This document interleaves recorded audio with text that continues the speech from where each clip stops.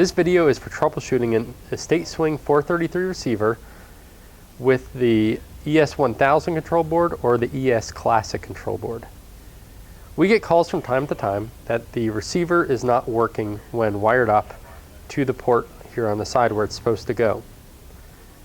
One of the main things that can happen is this wire has an end that has 3 loose cables that get wired to the receiver and another end that plugs into the circuit board. If you have power on the circuit board and you plug this end in and then run this end through the box to the receiver and do your wiring, there's a high likelihood that these wires are going to touch together at some point. This would be bad. It would short out the board and can destroy this terminal. If this does happen, it's okay. We have a solution for you and you won't have to purchase a new board. We'll show you later on where to wire this if this does happen, that this terminal block is no longer functioning. First, I'm going to take you through some diagnostics. One way to test this port is with a multimeter set to DC. Between the bottom pin and the second pin being the positive, the bottom being the negative, you should have about 11 volts. This will fluctuate some depending on battery voltage. Between the second pin and the third pin, you should have about 5 volts. Another test you can do that does not involve a multimeter is the receiver will make a contact between the second and third pin from the bottom.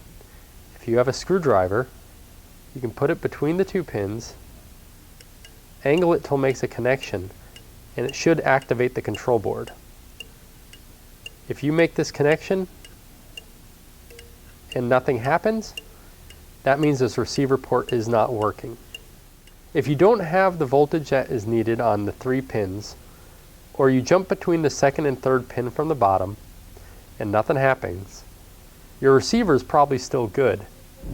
We can now show you how to utilize your receiver in the accessory ports at the bottom and continue to use your control board even though the receiver port is not working. If we're going to wire this receiver to the accessory ports on the bottom of the board, the very first thing that we need to do is remove this jumper wire. It's very important we do this. That's why we do it first. We're going to be doing a 4-wire connection to the accessory ports on the bottom, and if we have this jumped, it's going to make a connection we don't want. So step 1 is take this out because it can only cause trouble. Now we have to decide if we're going to utilize this existing wire or run a new wire. We need 4 total. You'll notice this only has 3 wires in it. If we're not using the entire length of this cable, then we can cut this cable in half, and then we'll have 6 cables that we can utilize. You can cut this plug off, and then cut this cable halfway down, and then utilize another one of the colors, let's say white, in this very first terminal. Or if you have Cat5 wire or virtually any other wire that has at least 4 conductors in it, you can utilize that. We're going to go ahead and do it that way. So I'm going to remove all these wires. We're going to use this 4-conductor wire that has twisted pair. It doesn't need to be very big cables. You can use 24 gauge or larger. The wire we're about to use is not an outside cable, so the receiver would either have to be mounted inside the control box or this wire would have to be run through a conduit to the receiver. Let's make our connections. One thing of note is don't get hung up on wire colors. If you're using the original cable that has the red, white, and green, or you're using a new cable, wire colors do not matter. It's a matter of what terminal on the receiver is going to what terminal on the control board. You can pick the wire colors yourself.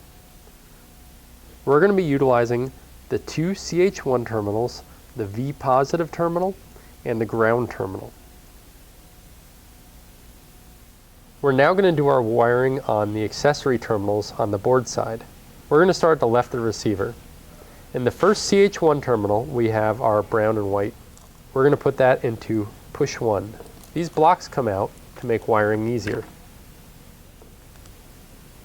Also, when you remove the blocks, you can better see the labeling.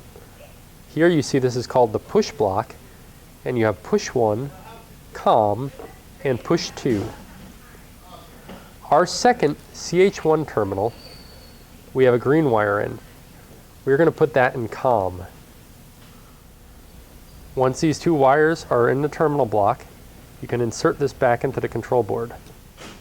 Next, on the receiver, we have the second to last terminal. This terminal is labeled V positive.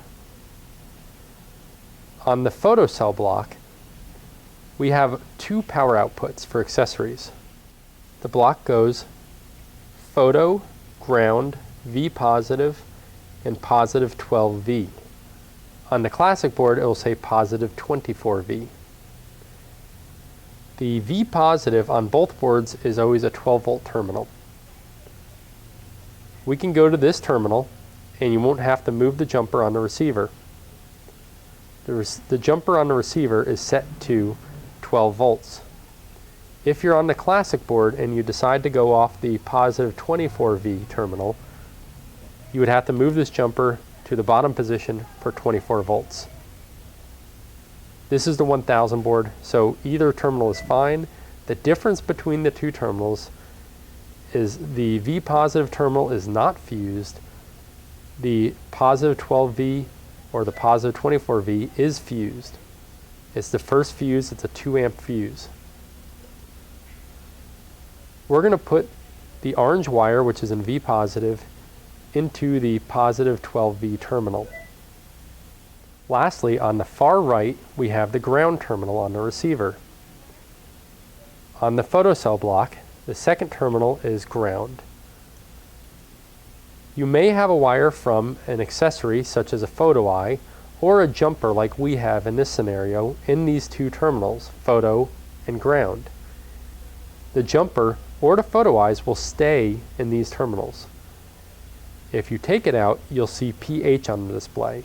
We see pH because we have the block removed from the terminal. If you have the block put back into the terminal and you still see pH, that means you don't have a closed circuit between these two, and you have to put a jumper in, reposition the jumper, or fix your photo eyes. The wire from the ground on the receiver will go in with your jumper or photo eyes. Once we have our wires set, we can plug this block back in. pH went away, the power light is on the receiver, and your receiver should be functional again.